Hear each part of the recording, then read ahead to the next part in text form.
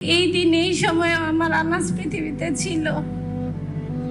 আনাস খুব স্বাধীনতা ও সার্বভৌমত্বে বিশ্বাসী ছিল।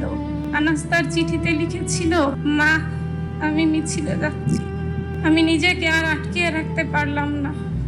একটি প্রতিবন্ধী কিশোর, 7 বছরের বাচ্চা, ল্যাংড়া মানুষ যদি সংগ্রামে নামতে পারে, তাহলে আমি কেন বসে থাকবো ঘরে? আমি যদি বেঁচে না ফিরি, তবে কষ্ট না পেয়ে গর্বিত হয়েও জীবনের প্রতিটি ভুলের জন্য ক্ষমা চাই। আমি সানজিদা খান দীপ্তি, শহীদ শাহরিয়ার খান আনাসের মা।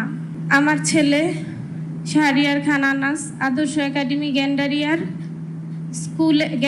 স্কুলের বিজ্ঞান বিভাগের 10ম শ্রেণীর একজন ছাত্র ছিলেন। মৃত্যুকালে তার বয়স ছিল 16 বছর 9 মাস। সে ভবিষ্যতে ইঞ্জিনিয়ার হতে চেয়েছিল। 2024 সালের 5 আগস্ট লং মার্চ টু ঢাকা কর্মসূচিতে যোগ দিতে সেদিন সকালে কাউকে কিছু না বলে গ্যান্ডারিয়ার বাসা থেকে বের হয়েছিল আনাস। বের হওয়ার আগে সে একটি চিঠি লিখে গিয়েছিল। আনাস তার চিঠিতে লিখেছিল, মা, আমি মিছিলে যাচ্ছি। আমি নিজেকে আর আটকে রাখতে পারলাম না। সরি আব্বুজান, তোমার কথা অমান্য করে বের হলাম। স্বার্থপরের মতো ঘরে বসে থাকতে পারলাম না। আমাদের ভাইরা আমাদের ভবিষ্যৎ প্রজন্মের জন্য কাফনের কাপড় মাথায় বেঁধে রাজপথে নেমে সংগ্রাম করে যাচ্ছে।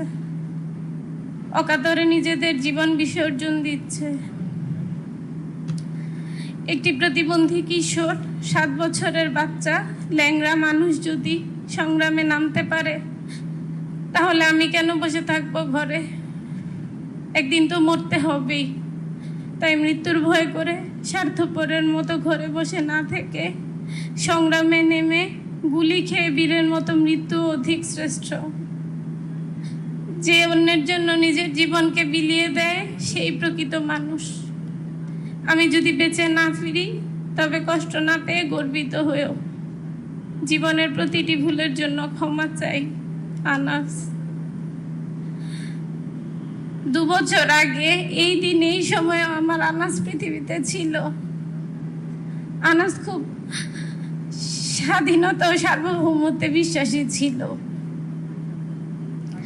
তার মতো 1400 শহীদ ও 30,000 আহত সন্তানদের আত্মত্যাগের বিনিময়ে আজকে আমরা এই ফ্যাসিস্ট মুক্ত দেশ পেয়েছি।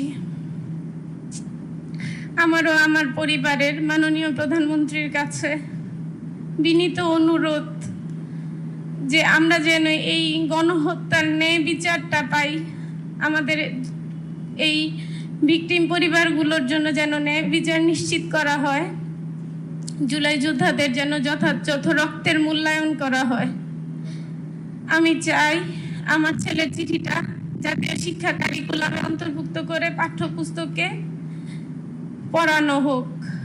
আগামীর ভবিষ্যৎ প্রজন্ম জানুক কতটা আত্মত্যাগের বিনিময়ে আমাদের সন্তানরা এই ফ্যাসিস্ট মুক্ত দেশ গড়তে সক্ষম হয়েছিল। আমার ছেলের আত্মার মাগফিরাতের জন্য সকলে দোয়া করবেন। আমাকে এখানে আমন্ত্রণ জানানোর জন্য কৃতজ্ঞতা। আমি জুলাই জাদুঘরের মঙ্গল কামনা করি।